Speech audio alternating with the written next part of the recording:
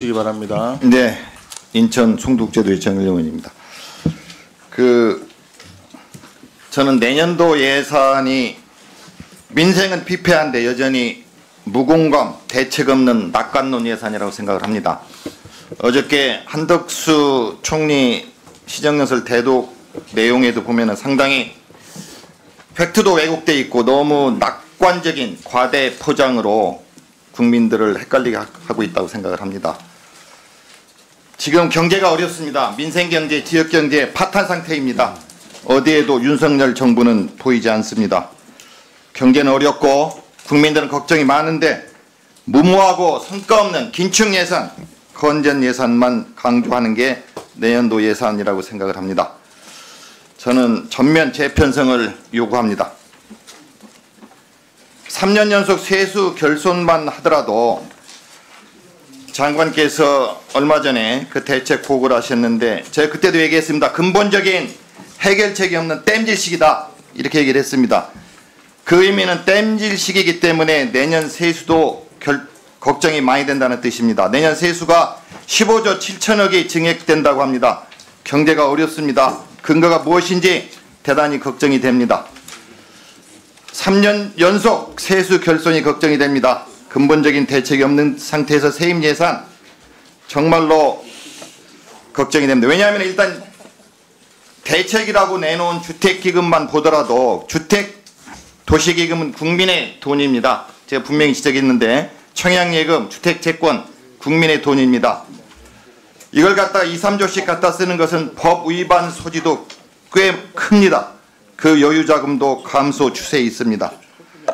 이런 상태에서 세수 추계를 하면서 내년도 추계하면서 15조 7천억 증액 얘기를 하시는데 국회 예정처에서 분석한 것처럼 소득세 1조 8천억, 상속증여세 1조 1천억, 법인세 4천억, 부가가치세 2천억 등 결손이 매우 걱정되고 있는 상황입니다.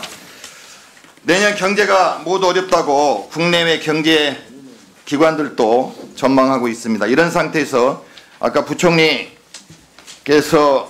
말씀하실 때 보면은 기업 실적 개선 등을 반영해서 금년보다 15조 6,868억 원 증가했다는 기업 실적 증가. 이 세수 추정할 때보다 이게 봄보다 지금 훨씬 어렵습니다. 경제가 아시다시피. 앞으로 쉽지 않을 겁니다. 이런 상태에서 예비비가 너무나 많이 책정돼 있어요. 제가 수없이 지적했습니다. 예비비, 주머니 쌈짓돈처럼 쓴다. 대통령 순방 등에 그건 당연히 예비비 항목이 아닙니다. 예비비 항목이 아닌데도 2023년 많이 썼고 2024년 예비비가 어떻게 쓰고 있는지 자료 제출을 수없이 요청했습니다. 요구했습니다. 안 냅니다. 고발하겠다고 했습니다. 그래도 계속 거부하고 있습니다. 그런데 예비비, 내년 예비비 6천억 증액해서 4조 8천억을 신청하는 기재부 오만합니다. 뻔뻔하고 후안무치하다고 생각을 합니다. 자료를 주셔야 뭐 심의를 할 거 아닙니까? 자료는 내놓지 않고 이렇게 많이 증액하겠다는 예비비, 쌈짓돈처럼 쓰는 예비비 어떻게 심사를 합니까? 저는 감염병 대책 대응제에서 삭감해놓고 예비비 증액 사유 말도 안 됩니다. 예비비를 심사하려면 자료를 주시오. 자료를 계속 거부하면서 국민을 무시하고 국회를 무시하는 기재부 반성하십시오. 저는 재정 지출도 지금 경제가 어렵습니다. 재정정책 써야 됩니다.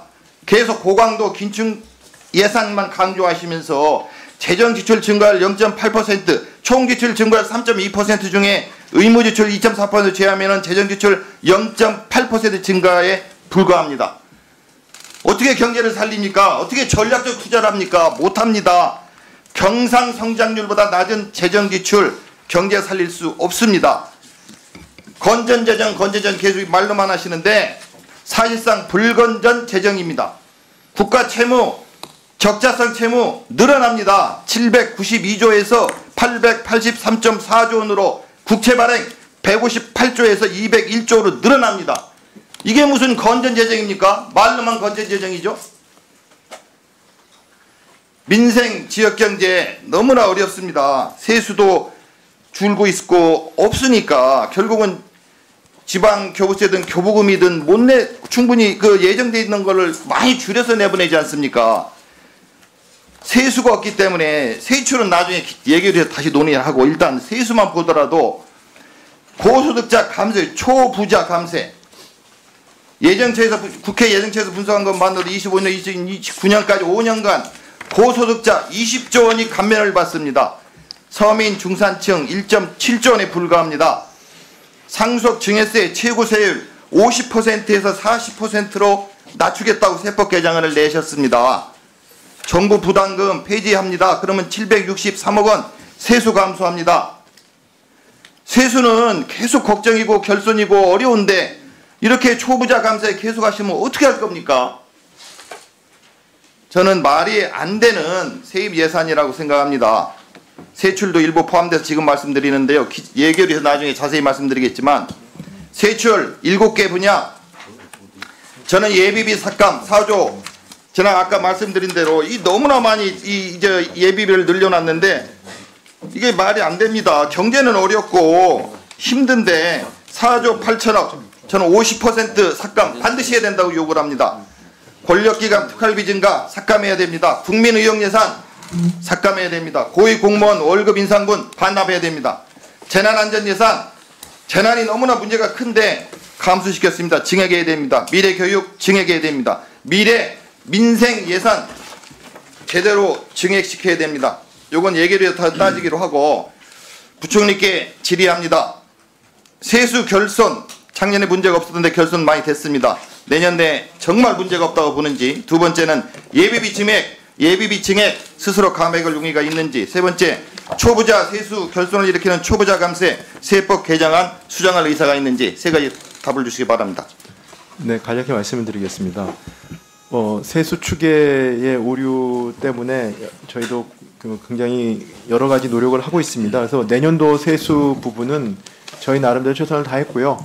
그다음에 아까 말씀드린 것처럼 저 예산 심의 과정에서라도 크게 이게 변동될 어떤 우리 여건 변화가 있다면 다시 저희 재검토를 하겠습니다. 그렇지만 지금 상황에서는 저희가 그런 상황이라고 말씀을 드리고요. 최선을 다했다 말씀을 드리고요.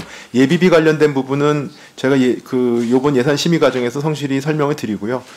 저희가 예비비 사후 지출한 내용에 대해서는 헌법과 국가재정법에 따라서 내년도 승인 과정에서 저희가 성실히 설명을 드리겠습니다.